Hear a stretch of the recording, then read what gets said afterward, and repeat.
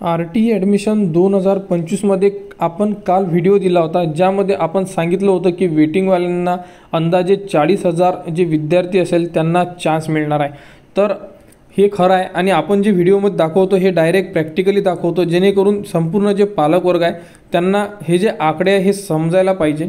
तर बघू शकता, काल 59,000 समथिंग आकडा होता, तर आज 60,637 आहे। म्हणजे अजूनही आपण जो आकड्याचं जे कॅल्क्युलेशन केलं आहे 40,000चं, हे 40,000चं कॅल्क्युलेशन बरोबर आहे। म्हणजे 40,000 वेटिंगवाल्या विद्यार्थ्यांना प्रवेश मिळणार आहे। परंतु यामध्ये सर्व विद्यार्थ्यांकडे डॉक्युमेंट्स आहेत का?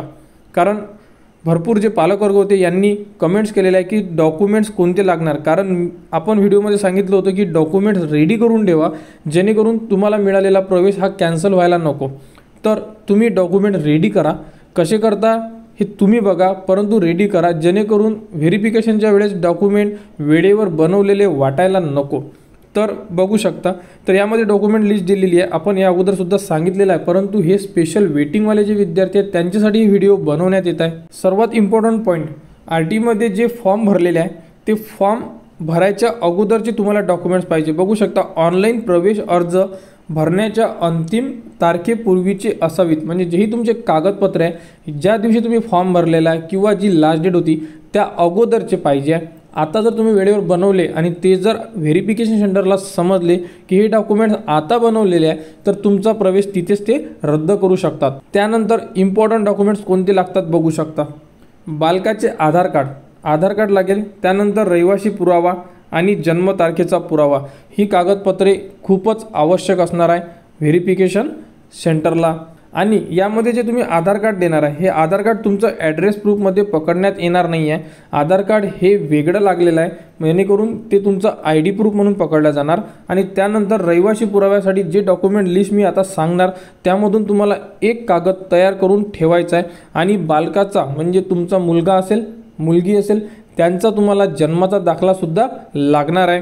सर्वात मेन पॉईंट, जर तुम्ही कोणत्या कास्टमध्ये येत असाल, SC ST OBC VJ अशा प्रकारे कोणत्याही कास्टमध्ये येत असाल, तर तुम्हाला वडिलांची किंवा बालकाची म्हणजे मुलगा किंवा मुलाची कास्ट सर्टिफिकेट हे कंपल्सरी असणार आहे। आणि कास्ट सर्टिफिकेट हे तुम्ही फॉर्म भरायच्या अगोदर काढलेली असणं गरजेचं आहे।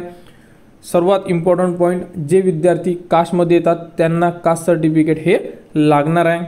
आणि जे ओपन कास्टमध्ये येतात, EWSमध्ये येतात, त्यांना 1 लाखाच्या आतमध्ये उत्पन्नाचा दाखला लागणार आहे तहसीलदाराचा।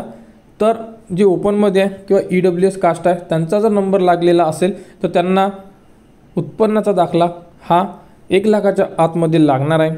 तर बघू शकता, सर्वप्रथम आधार कार्ड लागेल, हे आपण सांगितलेलं आहे। आधार कार्ड, त्याच्यानंतर बर्थ सर्टिफिकेट हे कंपल्सरी डॉक्युमेंट्स आहे। आधार कार्ड, बर्थ सर्टिफिकेट, जर तुम्ही कास्टमध्ये येत असाल तर कास्ट सर्टिफिकेट आणि ओपनमध्ये येत असाल तर तुम्हाला उत्पन्नाचा दाखला, हे तुमच्या लक्षात आलेलं आहे। त्यानंतर सर्वात इम्पॉर्टंट डॉक्युमेंट म्हणजे रहिवासी पुरावा। तर रहिवासी पुराव्यासाठी बघू शकता की कोणकोणते डॉक्युमेंट्स तुम्हाला लागू शकतात। तर बघू शकता, यामध्ये रॅशन कार्ड सांगितलेलं आहे, ड्रायव्हिंग लायसन्स सांगितलेलं आहे, वीज बिल, टेलिफोन बिल, पाणीपट्टी, प्रॉपर्टी टॅक्स देयर म्हणजे टॅक्स पावती, घरपट्टी किंवा राष्ट्रीयकृत बँकेचे पासबुक म्हणजे जी गव्हर्नमेंट बँक आहे त्या बँकेचे तुम्हाला पासबुक। यामध्ये आधार कार्डचा सुद्धा उल्लेख केलेला आहे, परंतु आधार कार्ड व्हेरिफिकेशन सेंटरवाले घेत नाही आहे। काही घेत असतील, परंतु भरपूर ठिकाणी अशा सुद्धा कमेंट्स आलेल्या आहे की त्यांनी आधार कार्ड हे ॲड्रेस प्रूफसाठी ॲक्सेप्ट केलेलं नाही आहे। जर तुमचं ॲक्सेप्ट केलं तर खूपच छान, जर नाही केलं तर तुम्ही एक एक्स्ट्रा डॉक्युमेंट्स या लिस्टमधून तयार ठेवा, जेणेकरून तुम्हाला तिथे प्रवेश नाकारण्यासाठी त्यांना रिझन मिळायला नको। त्यानंतर मतदान ओळखपत्रसुद्धा बनवू शकता तुम्ही, जर मतदान ओळखपत्र असेल तर ते सुद्धा तुम्हाला चालणार आहे। आणि गव्हर्नमेंट पासपोर्ट, अशा प्रकारे डॉक्युमेंट लिस्ट दिलेली आहे, तर यामधून एक सांगितलेलं आहे। जर तुमच्याकडे या लिस्टमधून एक डॉक्युमेंट जरी असेल, आधार कार्ड सोडून, आधार कार्ड हे बॅकअपमध्ये असू द्या, आधार कार्ड सोडून जर तुमच्याकडे हे एक जरी डॉक्युमेंट्स असेल तर तुमचा प्रवेश रद्द होऊ शकत नाही।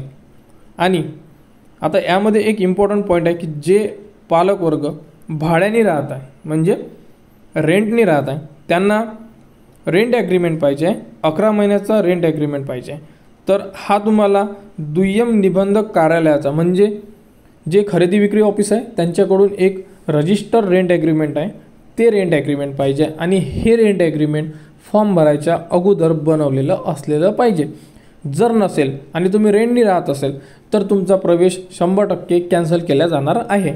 अन्यथा तुम्हाला या लिस्टमधलं एक डॉक्युमेंट्स पाहिजे. जर तुम्ही रेंटनी असाल तर तुम्हाला नोंदणीकृत जोही रेंट ॲग्रीमेंट आहे हा लागणार आहे आणि ज्यांच्याकडे नाही आहे त्यांना प्रवेश मिळणार नाही आहे. तर अशा प्रकारे डॉक्युमेंट्स आहेत. यामध्ये इम्पॉर्टंट आधार कार्ड, जन्माचा दाखला, एक रहिवासी पुरावा जी आपण आता यामध्ये सांगितलेला आहे आणि प्लसमध्ये बघा कास्टमध्ये असाल तर कास्ट सर्टिफिकेट आणि ओपन EWSमध्ये असाल तर उत्पन्नाचा दाखला. संपलं. एवढेच डॉक्युमेंट तुम्हाला लागते आणि तुम्ही तुमचा प्रवेश घेऊ शकता.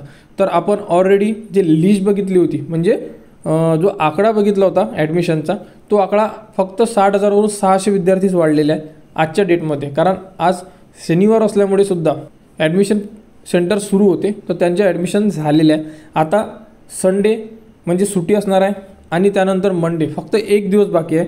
आता एक दिवसमध्ये ॲडमिशन किती होतील हे आपण मंडेला सायंकाळी त्याबद्दलची अपडेट देऊ आणि 11 तारखेला लिस्ट लागेल का किंवा काय होऊ शकते याबद्दलची अपडेटसुद्धा तुम्हाला आपल्या चॅनलवर देण्यात येणार आहे. तर या व्हिडिओमध्ये जर कोणाला कोणतीही अडचण असेल तर तुम्ही कमेंट्स करा, कारण आपण कमेंट्सवर संपूर्ण माहिती देत आहे आणि वेटिंगवाल्यांना चान्स मिळत आहे. तर वेटिंगवाल्यांनी डॉक्युमेंट रेडी करा आणि आपला प्रवेश निश्चित करा. तर कोणत्याही पालकवर्गांना जर RTबद्दल कोणती शंका असेल किंवा कुठे अडचण असेल तर तुम्ही कमेंट्स करू शकता. त्यावरती तुम्हाला संपूर्ण माहिती दिल्या जाणार आणि वेटिंगमध्ये 40,000 विद्यार्थी अंदाजे घेण्यात येणार आहे आणि यामध्ये त्यांना चान्स मिळत आहे. ही खूप आनंदाची बातमी आहे, कारण अपेक्षा नव्हती की वेटिंगवाल्यांना म्हणजे 40,000 विद्यार्थी हे वेटिंगमधून सिलेक्ट करू शकतील.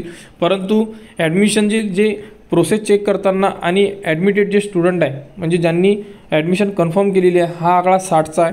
तर अजूनही ॲडमिशन आहेत, त्यामुळे डॉक्युमेंट रेडी करा. मी परत सांगण्याचा उद्देश हाच आहे की जे विद्यार्थी सिलेक्ट झालेले आहे, जर 1,00,000 विद्यार्थी सिलेक्ट झालेले आहे आणि 1,00,000मधून जर 40,000 विद्यार्थ्यांची ॲडमिशन कॅन्सल केलेली आहे तर तुम्ही अंदाज लावू शकता की डबल यामधून 40,000 घेतल्यानंतर किती विद्यार्थी कॅन्सल होऊ शकतात. कारण डॉक्युमेंट्स संपूर्ण आता हा व्हिडिओ बघितल्यानंतरसुद्धा भरपूर जे पालकवर्ग आहे डॉक्युमेंट रेडी करत नाही, लागल्यानंतर बघू म्हणते. नंबर लागेल तर बघू वेळेवर काय करायचं आणि वेळेवरचं काहीच चालत नाही. कारण RTचे पहिलेच रूल्स आहे की वेळेवरचं आम्हाला काहीच नको, अगोदर पाहिजे. आणि आपण म्हणजे जेही पालकवर्ग हे थोडं हलगर्जीपणा करतात की वेळेवर बनवू. असे भरपूर जे ॲडमिशन कॅन्सल झाले आहेत त्याचं रिझन हेच आहे की वेळेवर बघू, नंबर लागतच नाही आमचा, लागल्यानंतर बघू अशा प्रकारे. त्यामुळे RTमध्ये हे चालत नाही. तर डॉक्युमेंट रेडी करा. काही अडचण असल्यास कमेंट्स करा व RTबद्दल संपूर्ण अपडेट आपल्या चॅनलवर देण्यात येत आहे. त्यासाठी आपल्या चॅनलला सबस्क्राईब करा व हा व्हिडिओ इतरांपर्यंत शेअर करा, जेणेकरून याबद्दलची संपूर्ण पालकवर्गांना अपडेट मिळाली पाहिजे.